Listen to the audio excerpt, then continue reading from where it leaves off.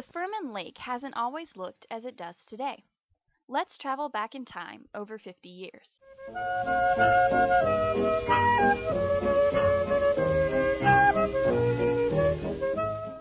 Before the lake water was filled with all the pollution it currently contains, it was a place of engaged learning and recreation for students and faculty on the campus. Construction on the 40-acre lake began in 1953 and was completed in 1954. To begin construction on a lake, a crew must either dam a river or a stream and allow water to pool in a confined area, or construct a bed as well as banks to contain the water. In the case of the Furman Lake, the latter way was chosen to construct the lake.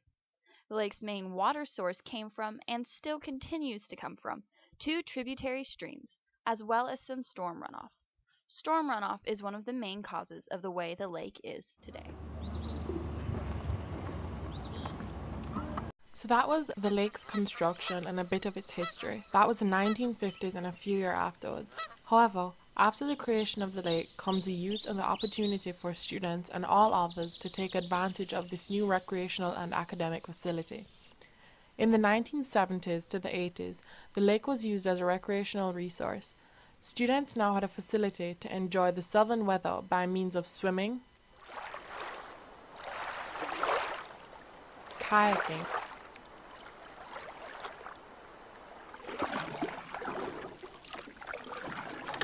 windsurfing,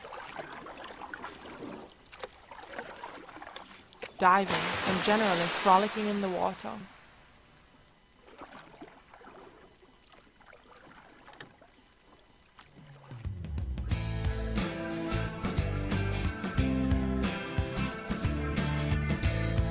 Professors were able to use the lake to infuse outdoor activities into their courses. Let's look at an interview with Brittany DeKnight, Assistant Director of the Shy Center. Here she expounds on the three main problems with the lake and solutions that the Shy Center offers. And so over the past several years, we have tried to address the kind of three main sources of the problem, if you will. One are the waterfowl that are in the lake. One problem is nutrient input coming in from the two streams that feed the lake. And one problem is just runoff coming from the areas around the lake, not through the streams, but just directly from parking lots and grass areas into the lake. And so to combat those three problems, we've undertaken a number of measures to help reduce the waterfowl population to a healthier level. We have changed the vegetation around the lake to make it less friendly to waterfowl. We've also discouraged folks who had come to visit Furman from feeding the birds, which had been a very common pastime. To help deal with some of the nutrient input coming in the streams, we changed the way that some of the streams flow, implemented some settling ponds in the streams to get some of those sediments and nutrients to settle out before they entered the lake proper. And then we also have changed the vegetation around the lake shore to make it more impervious to run, or less friendly for runoff. So basically increasing the amount of vegetation and changing the kind of patterns of vegetation around the lake so that less runoff would enter the lake.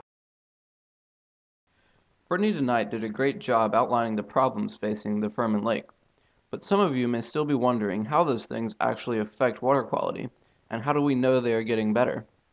I asked biologist Wade Worthen to share his scientific insight, and he started with the lake's most visible problem, the Canada geese.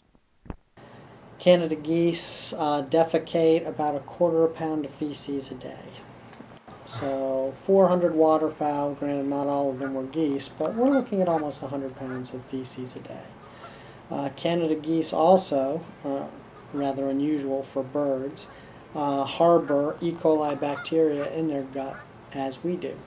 And so their fouling of the water presented a potential health risk to people. The Furman Lake is really a great example of an ecosystem gone bad.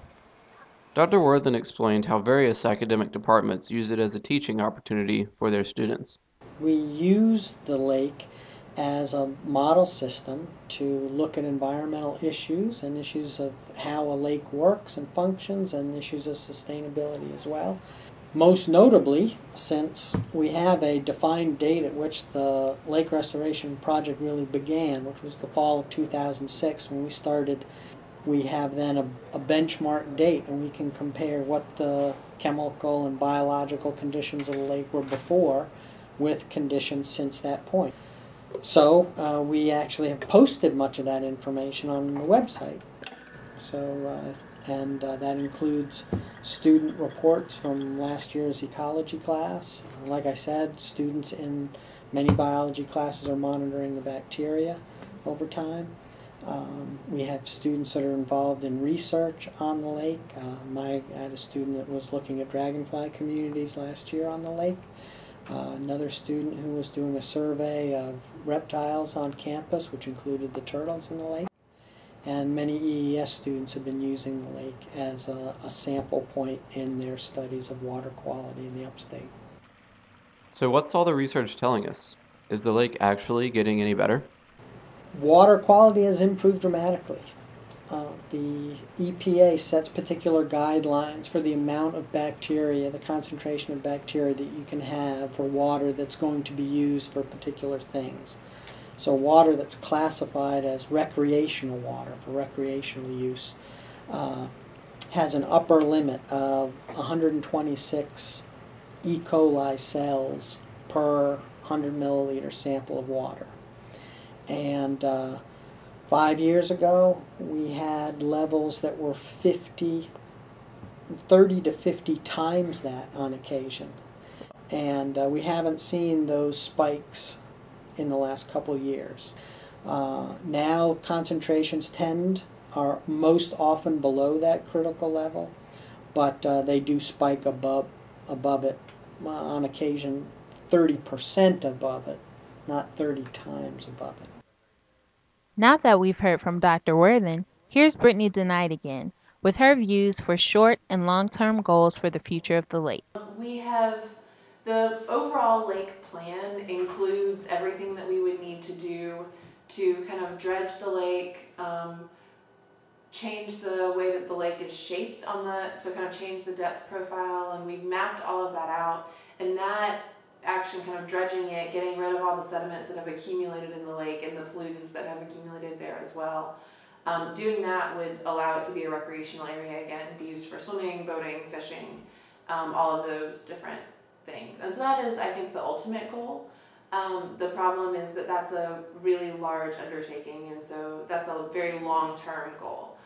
More immediately, I think that the shorter-term goals are to make the lake more attractive, to decrease the algae blooms that we experience in the summer that make it a kind of not pleasant place to be, and to just make it really the centerpiece of Furman's beautiful campus, again, as it has been, as well as to make it a healthier environment for the plant and animal life that have the lake as a home. Thank you. Yeah.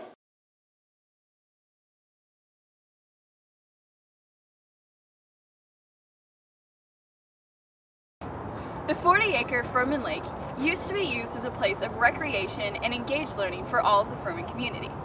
The lake can no longer be seen as a recreational resource because the conditions have depleted so much. The lake is not what it used to be, but thanks to the hard work of faculty, students, and outside organizations, it's rapidly changing for the better. And the water quality is not actually as bad as most people perceive it to be. Due to these changes and others that are being made currently by the Shy Center for Sustainability and outside contributors, the lake is improving in its conditions. Hopefully one day in the future, it can return to being a space used for recreational activity. This has been the Furman Lakers! Yeah! The 40-acre Furman Lake used to be... God! After that, its community. the lake can no longer be seen as... I'm really sorry! The 40... Okay. Okay. The lake can no longer be seen as a recreational resource because the conditions depleted to worse than it is now, and